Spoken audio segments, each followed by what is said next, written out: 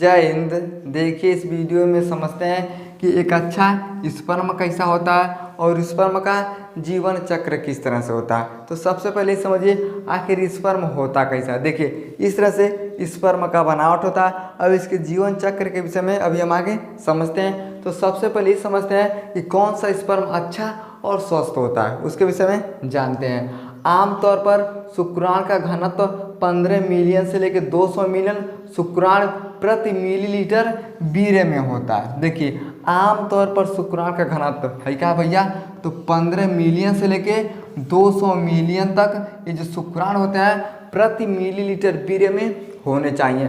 अब 15 मिलियन का मतलब कितना हो गया समझिए। 1 मिलियन में कितना होता है, तो 10 लाख। क्या होता है, 1 मिलियन में 10 लाख होता है। तो 15 मिलियन में कितना हो जाएगा, तो 150 करोड़ हो जाएगा। अब देखिए 15 मिलियन से लेकर 200 मिलियन, अब 200 मिलियन कहिएगा तो बहुत ज़्यादा शुक्राणु हो जाता है। अगर 15 मिलियन से कम हो जाएगा, अगर 10 मिलियन तक अगर शुक्राणु हो जाएगा तो बच्चा पैदा नहीं कर सकते। इसलिए सामान्य 15 मिलियन होना चाहिए। इससे अधिक है तब और अच्छा है, लेकिन इससे कम नहीं होना चाहिए। इतना वीर्य अच्छा होता है। इतना आपको समझ आ गया।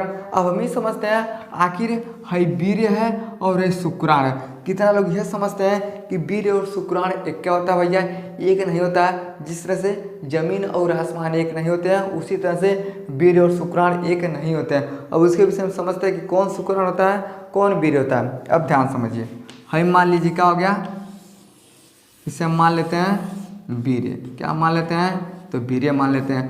अब वीर्य के अंदर क्या होता है, देखिए हाई जो टेढ़का है इसे हम क्या बोलते हैं, तो शुक्राणु बोलते हैं। क्या बोलते हैं, तो शुक्राणु बोलते हैं। देखिए हाई जो सबसे ऊपर वाला जो दिखाई दे रहा है इसे हम बोलते हैं वीर्य। लेकिन इसके अंदर जो शुक्राणु होता है ना, तो शुक्राणु को हम नग्न आँखों से नहीं देख सकते हैं। हस्तमैथुन करिएगा, सेक्स करिएगा ना, तो जो सफ़ेद कलर का दिखाई देता है वो क्या होता है, वो वीर्य होता है, ना कि शुक्राणु होता है। लेकिन जैसे आपका वीर्य गिर जाता है तो उसके अंदर क्या होते हैं, तो ये शुक्राणु पाए जाते हैं। इतना आपको समझ में आ गया। थोड़ा समझिए। अब मान लीजिए क्या है बाबू, है पानी है। अब इसमें क्या करते हैं, थोड़ा सा चीनी मिलाते हैं। क्या करते हैं, इस तरह से चीनी को हम डाल देते हैं। अब डालने के बाद तो क्या करते हैं, इसे झकझोर देते हैं। अब जब झकझोर देंगे ना, तो चीनी क्या होता है, पानी में मिल जाता है। अब आप बताइए चीनी को आप देख पाइएगा, नहीं देख पाइएगा। पानी आपको दिखाई देगा, हाँ पानी है, लेकिन इसके अंदर चीनी का कोई टुकड़ा आपको नहीं दिखाई देगा। तो जिस तरह से पानी के अंदर चीनी का टुकड़ा नहीं दिखाई देता है, उसी तरह से वीर्य के अंदर स्पर्म नहीं दिखाई देता है। जैसे आप दूध को पीते होंगे ना, आप दूध में देखिएगा ना तो बहुत सारे बैक्टीरिया होता है, लेकिन वो बैक्टीरिया कैसा होता है, तो लाभकारी होता है। और लाभकारी बैक्टीरिया को आप देखिएगा इतना भैया कीड़ा का चौड़ा है इसमें, हम इसको पीएबा नहीं करेंगे। देखिए वो कीड़ा नहीं होता है, वो क्या होता है, लाभकारी बैक्टीरिया होता है, जिसके कारण हम पीते हैं, हमारे शरीर को प्रोटीन मिलता है। तो जिस तरह से पानी के अंदर चीनी को नहीं देख पाते हैं, जिस तरह से भैया दूध के अंदर बैक्टीरिया को नहीं देख पाते हैं, उसी तरह से वीर्य के अंदर हम क्या करते हैं, शुक्राणु को नहीं देख पाते हैं। समझ में क्या, तीन दोनों में क्या होता है, अंतर होता है। सोचिए कितना बड़ा अंतर है। ससुर एक सूर्य दिखाई दे रहा है, एक ठो नहीं दिखाई, दोनों एक के में, लेकिन एक ठोरा को देखते हैं, एक ठोरा को हम नहीं देख पाते हैं। समझ में आ गया। अब समझ देखिए कि बच्चा कब रुकता है। सबसे बड़ा दिक्कत यह है कि बच्चा कब रुकता है। देखिए जब डिंब, एग और शुक्राणु एक साथ मिलते हैं तब जाके क्या होता है, तो गर्भधारण होता है। जैसे अगर कहिएगा कि एगो परिवार कौन है, तो माँ बाप भाई बहन बच्चे हैं, कहिएगा एक परिवार के लोग हैं। उसी तरह से जब तक ये डिंब, एग और शुक्राणु नहीं मिलते हैं तब तक बच्चा नहीं रुकता है। देखिए एक का मतलब हो गया अंडा, अंडा आपको समझ में आ रहा है। शुक्राणु का मतलब हो गया स्पर्म। क्या हो गया, स्पर्म। इहो आपको समझ में आ रहा है। लेकिन ये डिंब क्या होता है, अब डिंब क्या होता है इसके विषय में थोड़ा हम जान लेते हैं। अब उसके विषय में समझिए। अब भाई क्या है बाबू, इसे हम बोलते हैं ओवरी। क्या होता है, ओवरी होता है। ओवरी के अंदर क्या बनता है, तो अंडा बनता है। अब एक चीज़ बताइए, अंडा तो बन जाएगा, लेकिन जाने के लिए कोनो रास्ता होना चाहिए। यहाँ पे देखिएगा, इसे हम बोलते हैं वेजाइना। क्या बोलते हैं, वेजाइना बोलते हैं। अब वेजाइना का काम क्या होता है, तो मानव इसी के द्वारा संभोग करता है। अब जैसे संभोग करता है तो शुक्राणु निकलता है। देखिए शुक्राणु निकलता है। अब शुक्राणु को भी ले जाने के लिए कोनो रास्ता होना चाहिए। तो कौन रास्ता होता है, देखिए इसे हम बोलते हैं फिलिपियन ट्यूब बोलते हैं। इसमें क्या होता है, तो शुक्राणु आता है, और इधर से जब अंडा पक जाता है इधर से अंडा आता है। क्या आता है? अंडा आता है। देखिए इधर से अंडा जाता है, इधर से स्पर्म जाता है, तो दोनों कहाँ मिलते हैं? तो फिलिपियन ट्यूब मिलते हैं, और इसी फिलिपियन ट्यूब को हम क्या बोलते हैं? तो डिम्ब बोलते हैं। अब तीनों मिल गया कि नहीं मिल गया? इधर से स्पर्म गया, इधर से अंडा आया, और ये किस में मिले? तो डिम्ब नलिका में मिले, और इसी को हम क्या बोलते हैं? तो डिम्ब कहते हैं। तो डिम्ब हो गया, अंडा हो गया और स्पर्म हो गया, तीनों एक साथ मिलते हैं, तब जाके क्या होता है? महिला के अंदर गर्भ धारण होता है। समझ में आ गया? अब थोड़ा समझ, देखिए स्पर्म को डिम्ब नलिका तक जाने में 45 मिनट से लेके 12 घंटा लगता है। देखिए स्पर्म को डिम्ब नलिका में जाने में, अब देखिए इधर से जब वेजाइना के माध्यम से ये जाता है ना, तो कितना टाइम लगता है? तो 45 मिनट से लेके 12 घंटे लग जाते हैं। आप कहेगा अरे बाप बाप, ये तो बड़ी दिन लग जाता है। अब आप बताइए, अगर कोई काम करते हैं, आपको कोई काम करने में मंजिल पाने में ससुरा कितना साल लग जाता है? आपको साल लग जाता है। आपके पास सब कुछ है, हाथ है, पैर है, नाक है, आँख है, कान है, आपके पास चाहने वाले हैं, माँ बाप, भाई बहन, पिता, सब कुछ है, चलने के लिए ट्रेन, बस, रेलगाड़ी है, सब कुछ है, फिर भी आपको मंजिल पाने में कितना टाइम लगता है? लेकिन इस बेचारे के पास तो कुछ भी नहीं है, ना इसके पास पैर है, ना ही हाथ, गोड़, पैर, नाक, कुछ भी नहीं है। इसके पास माँ बाप, भाई बहन कुछ भी नहीं है, चलने के लिए ना ही रेलगाड़ी, बस, ट्रक, टेम्पो कुछ भी नहीं है, फिर भी बेचारा खाली 45 मिनट से लेके 12 घंटे में चलता है, और आपके पास सब कुछ है, लेकिन आपको जाने में बहुत ज़्यादा टाइम लगता है। इस शर्म का बात है भैया कि सब कुछ होने के बावजूद भी हमारे मंजिल पे जाने के लिए हमें बहुत टाइम लगता है। इसको बेचारा जो कुछ भी नहीं है, ये पता नहीं ये कहाँ रहता है, ये भी नहीं जानता है हम कहाँ आए, बस इसे रास्ता दिखाई देता है, मंजिल नहीं दिखाई देता है, फिर भी बेचारा बहुत कम टाइम में चला जाता है। समझ में गया? यानी 45 मिनट से लेकर 12 घंटे में चला जाता है। और देखिए इस पर हम क्या करता है? अंडे का इंतजार करता है।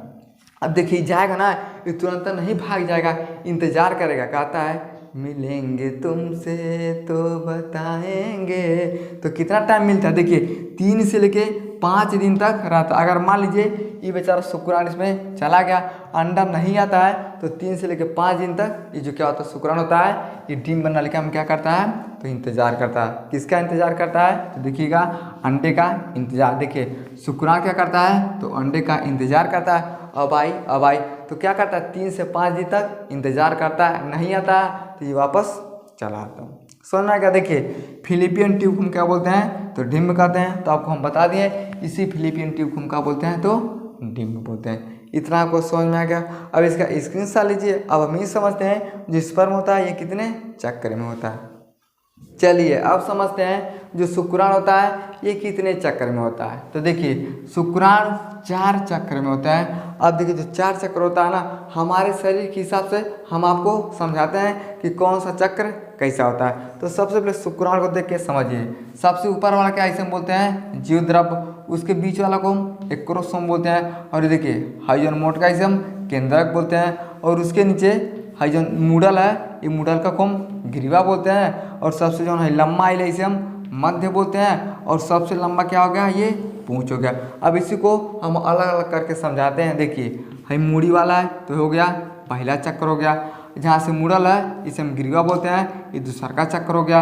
है जो इतना दूर है लंबा काइल है इसे हम बोलते हैं मध्य वाले, इसे हम बोलते हैं तीसरा का चक्र, और पूंछ है इसे हम बोलते हैं चौथ का चक्र। यानी क्या होता है? इस 4 चक्र में होता है। अब इस चारों चक्र को अपने हिसाब से हम समझते हैं। पहला चक्र में क्या होता है भैया? हेड बोलते हैं।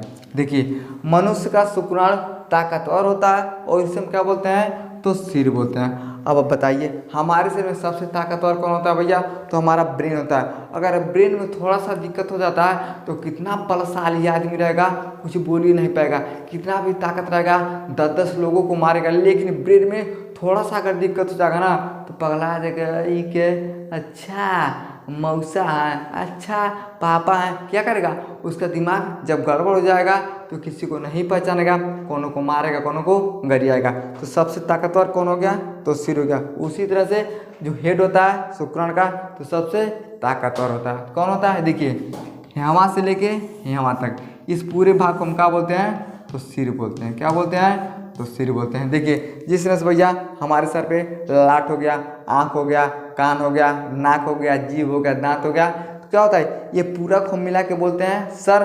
उसी तरह से ये जब पूरा मिलाएंगे क्या हो जाता है, तो सर होता है। तो सिर वाला क्या हो गया भैया, ये पहला चक्कर। अब दूसरा चक्कर क्या होता है, देखिए ग्रीवा होता है, ये सिरे के नीचे छोटा भाग होता है, यानी सर के नीचे का क्या होता है, ये छोटा भाग होता है। अब यहाँ पे देखिए इस तरह से आइल है, यहाँ पे ऐसे मुड़ गई है, यहाँ से आके ऐसे मुड़ गई है, तो जो मुड़ा है उसी को हम क्या बोलते हैं, तो ग्रीवा बोलते हैं। देखिए फीमेल के अंदर हाई वाला जो भाग होता है इसे हम ग्रीवा बोलते हैं। क्या होता है, बस इससे आके गोल हो जाता है, इसे हम ग्रीवा बोलते हैं। उसी तरह से ग्रीवा होता है ये सिर के नीचे का छोटा हिस्सा। अब समझिए, है सिर का भाग तो खत्म हो गया, ये हो गया सिर। अब उसके नीचे का छोटा हिस्सा, अब छोटा हिस्सा समझिए यहाँ से लेके कंधे तक, यानी इस गले से लेके कंधे तक, ये बीच वाला जो हिस्सा होता है उसे समझिए ये हो गया भैया ग्रीवा, यानी सिर के नीचे का छोटा हिस्सा होता है। देखिए ये सर के नीचे का छोटा हिस्सा होता है, यहाँ से हो गया भैया सर हो गया,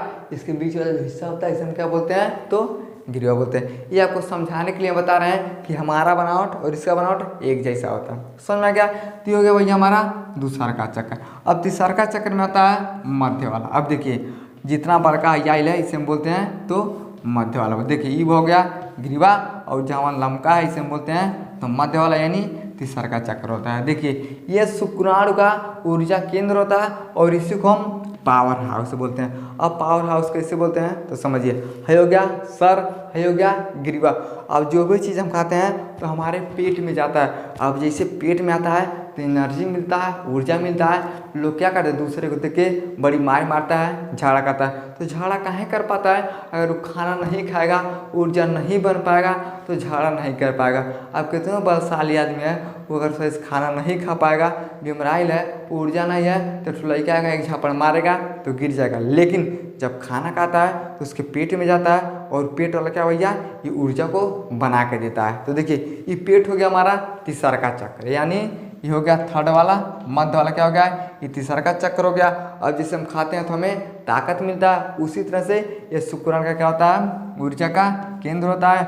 अब इसी से शुक्राणु को क्या मिलता है, तो ताकत मिलता है। समझ में आ गया। अगला होता है भैया ये देखिए सबसे नीचे पूंछ वाला, यानी चौथा हो गया, जिसे हम पूंछ यानी टेल बोलते हैं। अब देखिए सबसे नीचे वाला हो गया भैया ये पूंछ वाला। यह शुक्राणु का अंतिम छोर होता है और सबसे लंबा होता है, तैरने में मदद करता है। अब मान लीजिए आप चले जाइएगा पानी में, अब पूरे शरीर में सबसे लंबा कौन होता है, तो हमारा गोड़वा होता है। गोड़ सबसे लंबा, देखिए हाथ से भी लंबा गोड़ है, पेट से भी लंबा गोड़ है, आँख मुँह नाक कान से भी लंबा कौन है, तो हमारा पैर ही होता है। अब मान लीजिए आप जाइएगा पानी में, अब पानी में जाइएगा तो कैसे पहुँचिएगा, हाथ भर से नहीं, आपका पैर चलाने जब खूब पैर आदमी मारता है पानी में हड़ा खड़ा, तो क्या होता है, तैरता है। तो जैसे हम पैर को पानी में मारते हैं तो हम क्या करता है, तैराता है। उसी तरह से ये चौथा चक्र में ये जो पूंछ होता है, पूंछ क्या करता है, तो इस तरह से तैरने में मदद करता है। क्या होता है, तैरने में मदद करता है, कौन करता है, तो ये पूंछ करता है। और सबसे अंतिम छोर होता है, जिस तरह से हमारे शरीर का अंतिम छोर पैर हो गया, उसी तरह से शुक्राणु का अंतिम छोर ये पूंछ हो गया। और ये पूंछ क्या करता है, तो तैराने में मदद करता है। समझ गया। यानी 4 चक्र होता है, और ठीक हमारे शरीर के बनावट के हिसाब से ये पूरा हमारा पहला चक्र है, बीच वाला यानी दूसरा का चक्र, पेट हो गया, तीसरा का चक्र पैर हो गया, चौथा का चक्र। और इसका बनावट और हमारा बनावट एक जैसा होता है। फर्क कितना है इसे हम नहीं देख पाते हैं, ये जब तैरता है, लेकिन जब हम तैरते हैं तो सब लोग देख जाते हैं। समझ में आ गया। आई होप आपको समझ में आ गया कि अच्छा स्पर्म क्या होता है और स्पर्म का चक्र कितना होता है, तो 4 चक्र होता है। समझ में आ गया। तो वीडियो को लाइक शेयर सब्सक्राइब जरूर करें। जय।